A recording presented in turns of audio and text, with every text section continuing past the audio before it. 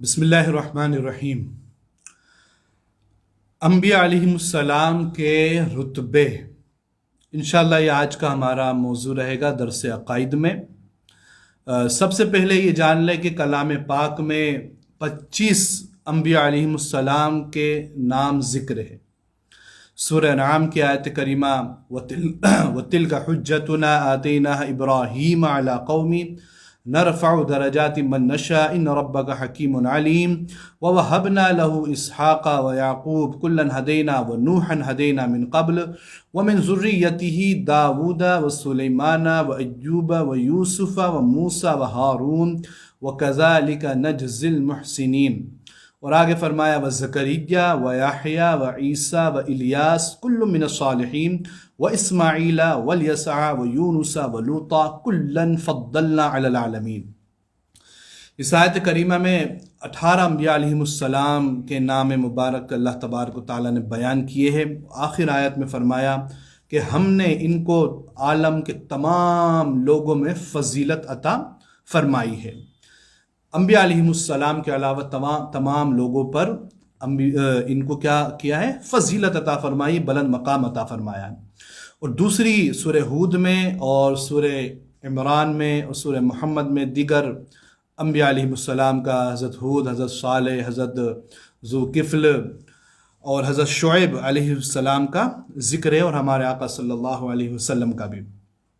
تو یہ تمام کون ہیں؟ انبیاء علیہم السلام ہیں۔ اور ایک اور آیت میں اللہ تعالیٰ نے فرمایا تلک الرسل فضلنا بعضهم علی بعض منہم من کلم اللہ ورفع بعضهم درجات، کہ یہ رسول ہیں، ان کو ہم بعض کو بعض پر فضیلت عطا فرماتے ہیں، بعض نے اللہ تبارک و تعالیٰ سے ہم کلام کیا، اور ان میں سے ہم ایک دوسروں کے درجوں کو بلند فرماتے ہیں۔ مطلب انبیاء علیہم السلام میں بھی بعض کو بعض پر کیا کی؟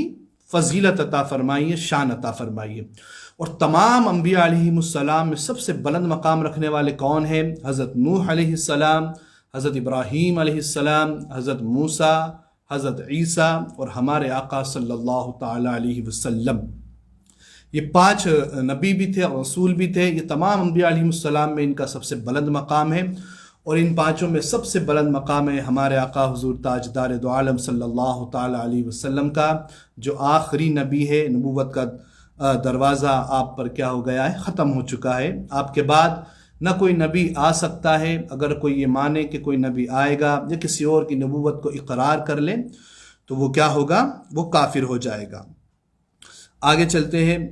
حضرت آدم سب سے پہلے انسان ہیں، ان سے پہلے انسان کا وجود نہ تھا، سب آدمی انہی کی اولاد ہیں، یہی سب سے پہلے نبی ہیں۔ اللہ تعالیٰ نے ان کو بے ماں باپ کے مٹی سے پیدا کیا، اپنا خلیفہ بنایا، تمام چیزوں اور ان کے نام کا علم دیا، فرشتوں کو حکم دیا کہ آدم کو سجدہ کرو، سب نے سجدہ کیا سوا شیطان کے، اس نے انکار کیا اور ہمیشہ کے لیے ملعون و مردود ہو گیا۔ کلام پاک میں اللہ تعالیٰ نے حضرت آدم علیہ السلام کا قصہ مکمل کئی صورتوں میں بیان فرمایا ہے۔ سورہ بقرہ میں فرمایا وَإِذْ قَالَ رَبُّكَ لِلْمَلَائِكَةِ اسْجُدُوا لِآدَمَ فَسَجَدُوا إِلَّا إِبْلِيسَ أَبَىٰ وَاسْتَكْبَرَ وَكَانَ مِنَ الْكَافِرِينَ۔ جب آدم علیہ السلام کو اللہ تعالیٰ نے بنایا اور تمام فرشتوں کو حکم دیا کہ آدم کو سجدہ کرو، فرشتوں نے سجدہ کیا۔ یہ سجدہ تعظیمی تھا، لیکن شیطان نے کیا کیا؟ ابا واستکبر، غرور و تکبر کیا اس نے۔ اور وہ کیوں کیا؟ اس لیے کہ وہ خود کو بڑا سمجھتا تھا۔ اس نے یہ سوچا کہ میں تو فرشتوں کو پڑھاتا ہوں، میں تو ان کا استاد ہوں۔ وہ استاد تھا فرشتوں کا، بڑا مقام تھا اس کا بھی، تو میں کیوں سجدہ کروں اس کو؟ یہ تو مٹی کا بنا ہے، میں تو آگ سے پیدا کیا گیا ہوں، میں مضبوط ہوں، طاقت ہوں، بڑا مرتبہ ہے، بڑی شان ہے میری، میں لہٰذا اس کو سجدہ نہیں کروں گا۔ اور اللہ تبارک و تعالیٰ کے حکم کا بھی اس نے کیا کیا؟ انکار کیا تکبر کے اندر۔ تو کیا ہوا پھر؟ وَكَانَ مِنَ الْكَافِرِينَ، تو تکبر نے اس کو کافروں میں شمار فرما دیا۔ اللہ اکبر۔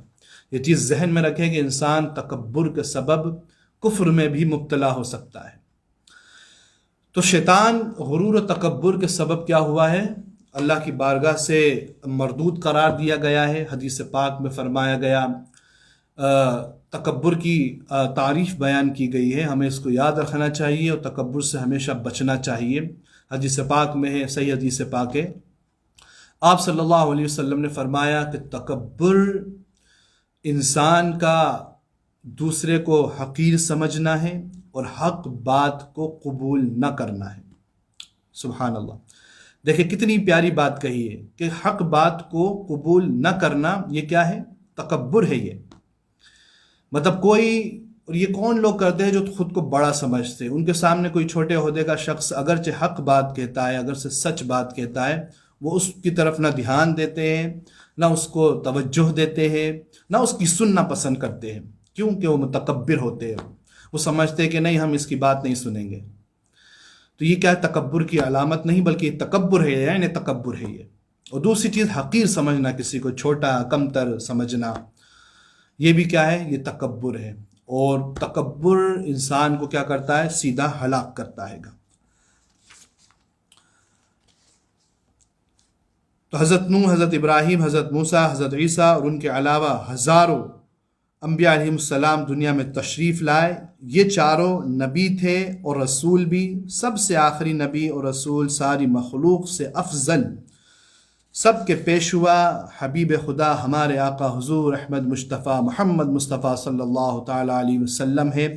آپ کے بعد کوئی نبی نہ ہوا نہ ہوگا۔ جو شخص ہمارے نبی کے بعد یا آپ کے زمانے میں کسی اور نبی کو مانے یا نبوت ملنا جائز جانے، وہ کافر ہے۔ کوئی یہ مانے کہ فلاں شخص نبی گزرا ہے یا کوئی نبی آئے گا، جس طرح قادیانیوں نے غلام احمد قادیانی کو نبی مان کر جو ہے دائرہ اسلام سے خارج ہو گئے، اگر کوئی اس طرح کرے گا تو وہ بھی کیا ہوگا؟ کافر ہوگا اور دائرہ اسلام سے خارج ہو جائے گا۔ اللہ تبارک و تعالیٰ کی بارگاہ میں دعا ہے مولا ہمیں پیارے آقا صلی اللہ علیہ وسلم کی سچی پکی محبت عطا فرمائے اور دیگر انبیاء علیہم السلام کی بھی شان و عظمت کو سمجھنے کی توفیق عطا فرمائے، علم دین سیکھنے کی، عمل کرنے کی، دوسروں تک پہنچانے کی بھی ہمیں توفیق عطا فرمائے۔ انشاءاللہ آنے والے درس اور معجزہ کیا کہتے ہیں، کرامت کیا ہوتی ہے، ان میں کیا فرق ہے، انشاءاللہ اس سے متعلق ہوگا۔ اللہ کی بارگاہ میں دعائیں مولا جو کچھ سنا سمجھنے کی، یاد رکھنے کی توفیق عطا فرما۔ استغفر اللہ لی ولکم۔ السلام علیکم۔